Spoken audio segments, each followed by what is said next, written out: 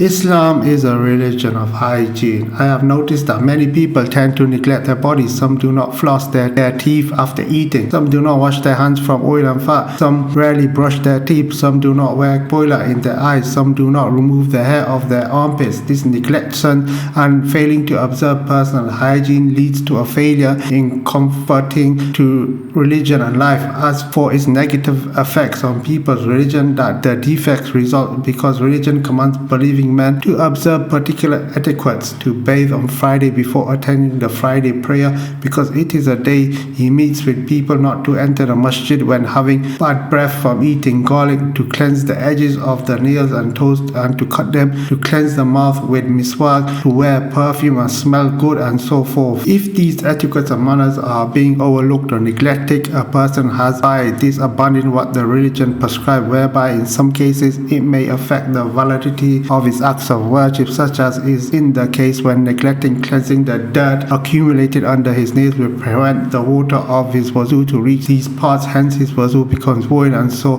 does the prayer he prayed with that wuzu. With respect to the negative effects on people's life, I have noticed that some of those who overlook personal hygiene harm me when they get close to me to whisper a secret in my ear while being unaware of the harm they are causing, because I only have to enjoy the bad smell of their mouths to protect the privacy of the secrets they wish to tell. But still, some of them notice the bad smell of their mouth yet do not even attempt to cleanse it. The bad smell of a man also disgusts and turns off the wife, who may find it rude to mention it to him, and so causing her to give him no attention. Ibn Abbas radiallahu anhu used to say, I like to beautify myself for my wife as much as I like my wife to beautify herself for me. The argument some people object that this type of beautification is pretentious and unreal is baseless and trivial, because Allah created mankind in the best stature, and the eye enjoys beauty. Looking at the eyelashes and the brows and the systematic order of the body will make one realize with no doubt that Allah beautified mankind. The personal hygiene of the Prophet ﷺ was of the utmost, and he constantly smelled good, and so did his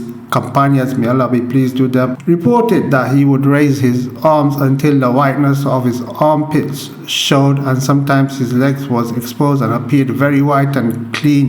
He ﷺ also constantly cleansed his mouth with miswak and disliked to smell anything but good. Anas bin Malik radiallahu related, even his grey hair looked very good on him. The wise mentors always said, whoever washes his clothes, his worries appreciate, and whoever smells is good, his punctuality increases. And the Prophet ﷺ said, why do you enter upon me with yellow teeth? You should cleanse your teeth with miswak. Furthermore, praying while enjoying the teeth are clean with the miswak is deemed better if someone prayed without doing so. The wise mentor used to say, whoever nails are long is a miser. The Prophet ﷺ was known for liking perfume. Besides being clean and smelling good make one likable, and people inclined to this kind of a person, the wife will also feel comfortable when the husband is in such a state, because women are the partners of man, and so as the man dislikes his wife to neglect herself, the wife dislikes her husband to neglect himself. And it is possible that the husband can enjoy what he dislikes in his wife, but the wife may not be able to enjoy what she dislikes in him.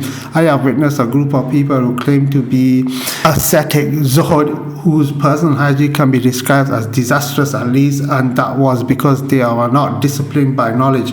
As for what people reported that Dawood al-Taha was adverse to comb his beard, and he answered that he was too busy to comb it. This was an unexceptional case for which he is excused, because he was known for being too overwhelmed by his fear of the hereafter to look after himself, and if he was in a condition where he is conscious about his opinions, he would have done it. Thus, no one should use the actions of such a person as evidence to the contrary. Whoever looks into the characteristics of the Messenger of Allah, he will realize the perfection of knowledge and actions. Therefore, everyone should follow his lead and example, because he is the evidence hujjah of Allah on mankind.